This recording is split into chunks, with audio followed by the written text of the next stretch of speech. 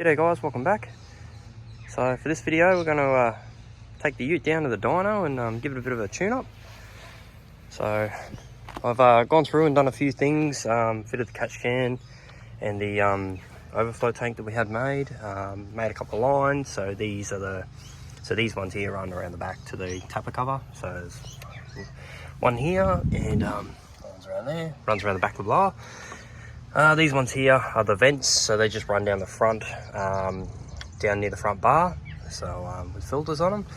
So it's an unusual looking cam, but that's because we've got two covers that go over the here that we're in the process of having fabricated up, so that's why the breathing system is the way it is. I didn't want any of this sort of stuff in the engine bay, no sort of vapors and whatnot, so any cause of fires, so we've got rid of all that. Finally got our block offs sealed up in the hat, so we ended up having to use some we stitch welded them in 4 places and then used a sealant, this T-Rex stuff. It's like 320 kilo grab load, so it's pretty industrial stuff. Everything's ready to go, so what I'll do is I'll get it all loaded up. We'll get down the dyno. So we're Kevy at KPM's tuning it, and he's on the keyboard, and we're going to use the dyno, the hub dyno at PST, I think it's called, where we dynoed the VC. So yeah, I'll go and get it loaded, and we'll head down and we'll come back. All right, fingers crossed we keep the rods in it this time. Alrighty.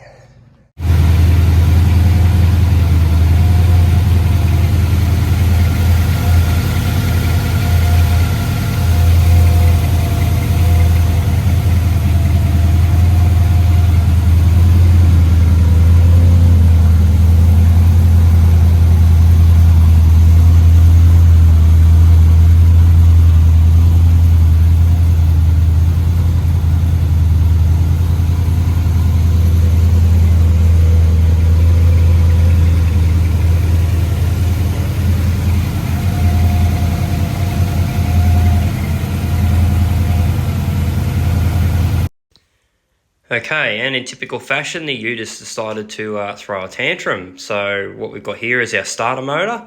So this bit of plastic here runs through the solenoid and connects to the wire which fires the armature, or that's my best understanding of it. So anyway, it's broken off the wire, so what we're going to do is solder a bit of wire on it and put a push terminal, and good to go. Righto, starter's back in and we're back up and running. We'll continue tuning. Bit of a mission, nice and dirty, but she's back in there. All right, let's keep going.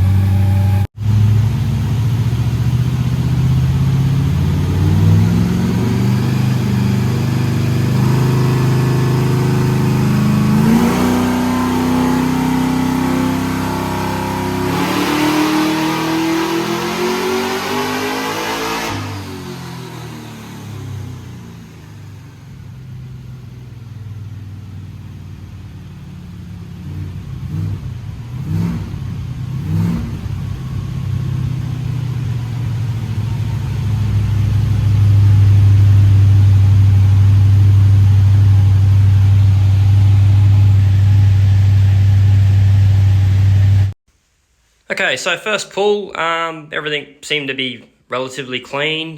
This is 10% underdriven, so making around 5 psi, 5.6 psi boost, 18 degrees timing, fairly fat, nothing exciting to report. Pretty solid numbers, really.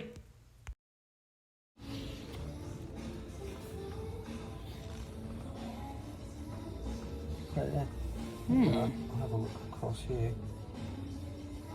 It's got a bit of some stuff going on, but all is fine. No pressure, fuel pressure, and fires all that. You're going to get better from there. Everything looks good, airflow. Yeah, it feels fine. It's a little bit jittery because it was closed looping a fair bit. Yeah.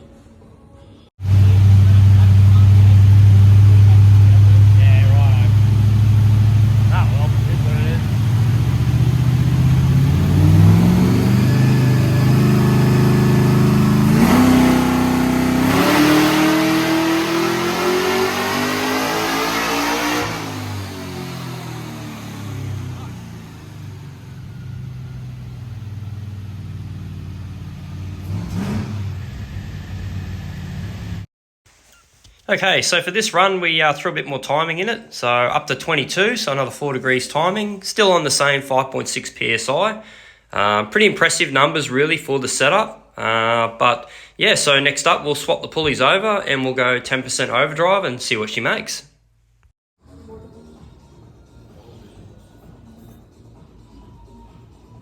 Might be a little much.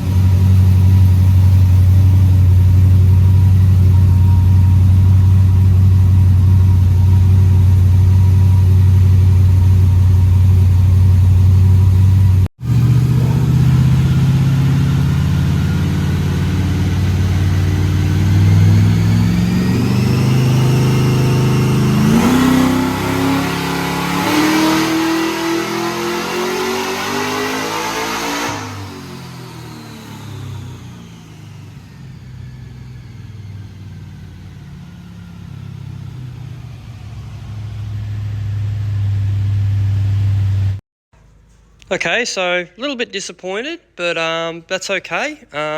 Swapping the pulleys over, going 10% overdrive on the blower. It made 10 PSI boost. We kind of thought it was going to make a hell of a lot more than that. But is what it is. That's what it made.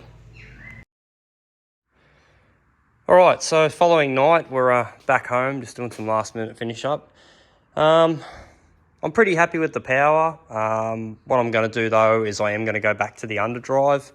There's really no point overdriving the blower to make 40 horsepower. So, you know, the result was 557 horsepower on 5.6 PSI as a boost. That's more than enough to do a burnout. So it's got 292 gears. We'll see how we go. If it drags down too much in the burnout, like I really hate that first, second crap. I mean, it's got a blown engine. If I can't hold top gear, then we got to do something. But I think for now, we're just going to go back to the underdrive setup and run it like that and just see what the car needs.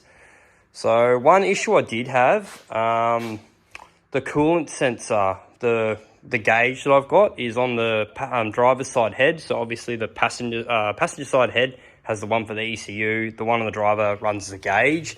So we just got one of these just a cheap ass Speco gauge. But you know, it was reading basically that the engine was boiling its head off when it was at running temp. So that's really no good.